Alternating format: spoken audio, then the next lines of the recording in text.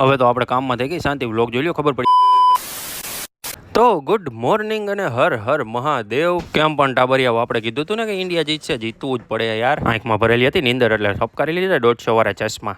એકચ્યુઅલીમાં રાતે આપણે આખો મેચ જોયો હોય ને, મેડિકલ જ પહોંચી ગયા પણ મેડિકલ હતા હાવ નવરા. અને તમે ખાલી આ ખાનાની હાલત જોવો, આપણે અઠવાડિયા પહેલા કેવું મસ્તીનું ગોઠવું હતું, અત્યારે આ બધા ભેગું થઈને વીખી નાખ્યું. થોડીક વાર નવરા બેઠા હતા ને ત્યાં જોઈ લીધું ડિસ્પ્લેનું ખાનું બહુ વિખાઈ ગયું હતું, એટલે આપણે ઉતારી લીધું હટાહટીમાં. બધી વસ્તુ મસ્ત મજાની નીચે ગોઠવીને આપણે લાગી ગયા કાચ સાફ કરવામાં, અને કાચ સાફ કરીને આપણે ગોઠવી દીધું મસ્ત મજાનું ખાનું. ઉભરી અહીંથી નહીં દેખાય, બહારથી તમને સારું દેખાય. કેમ પણ જોયું ને તમે, આપણા કામમાં ઓછી ઉપાધિ હોય જ. તો મસ્ત મજાનું ખાનું ગોઠવી રહ્યા ને ત્યાં આપણને દેખાઈ ગયા હતા ભીમભાઈ, એટલે પી લીધી ભીમભાઈની મસાલાવાળી ચા. ક્યાં બાત હે સર. અમારા દીપાભાઈ તો થઈ ગયા હતા નવરા, ની તો લાગી ગયા સુગર ફ્રી ચેક કરવામાં. અને ત્યાં તો અમારા સબસ્ક્રાઈબર આવીને તો જોવા માંડ્યો કે આ કઈ રીતે બિલ બનાવે છે. અને અમારા હરિભાઈ આવી ગયા હતા મોટો બધો ઠેલો લઈને, એટલે અમારા દીપાભાઈ મને કહે કે હું ચેક કરી નાખું, તમે આગળ વહી જાઓ. એટલે આપણે આવી ગયા આગળ ને આપણે સંભાળી લીધી મોટી બધી ચીઠી. અને થોડીક જ વારમાં આપણે આખી ચીઠી કાઢીને બનાવી નાખું હટાહટીમાં બિલ. કેમ પણ તમે જોઈને મારી સ્પીડ કેવી હતી.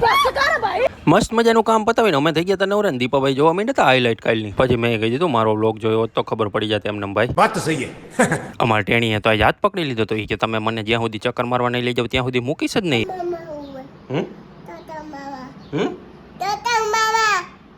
હવે એને ચક્કર ન મરવી તો આપણે મેડિકલ જવા મોડું થઈ જાય, એટલે મરવી દીધી એને ચક્કર. અને મેડિકલ આવી ગયા હતા અમારે એમાં ભાઈ તો પાણીની બોટલ ભેગી ફ્રી આપતા. પણ પછી આપણે તો દીપાને લગાડી દીધો તો કામે ને આપણે નીકળી ગયા હતા એક દવાનું પાર્સલ દેવા. હું પાર્સલ પકડી દઉં ત્યાં સુધી ફોલો કરી